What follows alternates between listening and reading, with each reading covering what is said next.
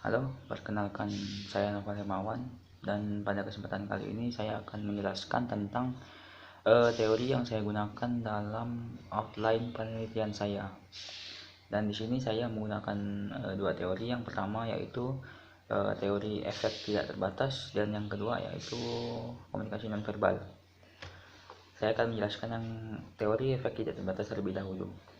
Jadi, teori efek tidak terbatas ini dikenal sebagai teori peluru. Efek komunikasi massa ini muncul pada pasca Perang Dunia I, yaitu pada tahun 1930-an sampai 1950-an. Efek ini didasari dari teori jarum hipodermik dan teori peluru, di mana khalayak bersifat pasif dan informasi dari media menjadi aktif menstimulasi khalayak dengan berbagai informasi yang bersifat persuasif. Pada teori jarum hipodermik dianalogikan bahwa informasi dari media massa itu adalah jarum suntik dan masyarakat itu sebagai pasiennya. Begitu juga dengan efek tidak terbatas yang memberikan stimuli-stimuli kepada khalayak tanpa batas. Efek tidak terbatas pada media terjadi karena ada respon yang cepat dari khalayak ketika menerima isi pesan, dan faktor lainnya adalah khalayak bersifat pasif, sehingga tidak memiliki sumber sosial dan psikologis yang menyangkal informasi yang disampaikan melalui media massa. Ada dua fakta yang membuktikan efek tak terbatas, diantaranya yaitu yang pertama pengulangan, dan yang kedua adalah mengidentifikasi dan memfokuskan. Pengulangan yaitu adalah pengulangan isi pesan yang dilakukan untuk memberikan pengaruh kepada khalayak. Misalnya iklan jus kemasan yang ditampilkan di televisi secara berulang-ulang. Dan ini tujuannya adalah untuk mempengaruhi penonton atau khalayak agar membeli produk yang dijual. Mengidentifikasi atau memfokuskan. Mengidentifikasi atau memfokuskan yaitu mengidentifikasi isi atau pesan terhadap khalayak. Artinya, isi pesan yang disampaikan media massa harus sesuai dengan yang dituju. Misalnya, acara masak-masak dalam program televisi bertujuan untuk mempengaruhi khalayak, khususnya ibu-ibu rumah tangga. Kemudian, teori kedua yaitu komunikasi nonverbal.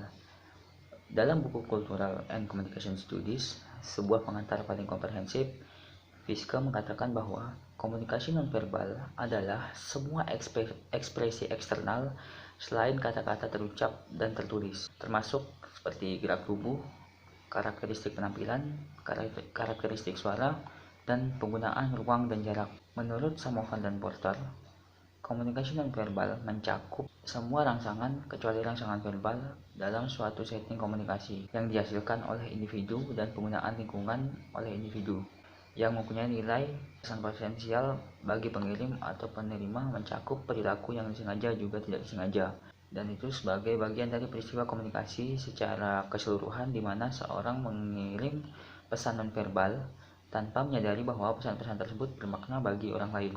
Menurut Kut, menyebut ada 3 fungsi komunikasi nonverbal. Yang pertama, melengkapi komunikasi verbal. Yang kedua, mengatur interaksi. Yang ketiga, membangun relasi tingkatan makna, yang pada dasarnya terdiri dari 3 dimensi-dimensi berlimpah relasi tingkat makna, yaitu responsivitas, menunjukkan suka dan tidak suka, serta kekuasaan atau kontrol. Dan bahasa isyarat masuk dalam kelompok komunikasi nonverbal dan nonvokal, di mana dalam penyampaian pesan tidak memberikan suara, tetapi lebih memberikan isyarat dengan menggunakan tangan, gerakan tubuh, penampilan, serta ekspresi wajah.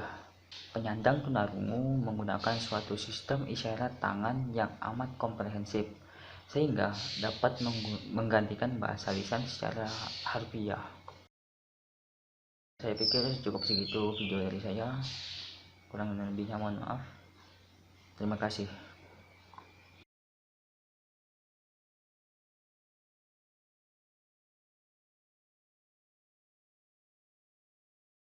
Need a beautiful logo for your brand? Wix Logo Maker's got you covered. I'll show you how it works. First, go to Wix Logo Maker. To start, I'm gonna type the name of our startup. Then I'll add our tagline. Gotta make sure it's catchy. It's for a travel app we're developing, and I want our logo to look dynamic and techy.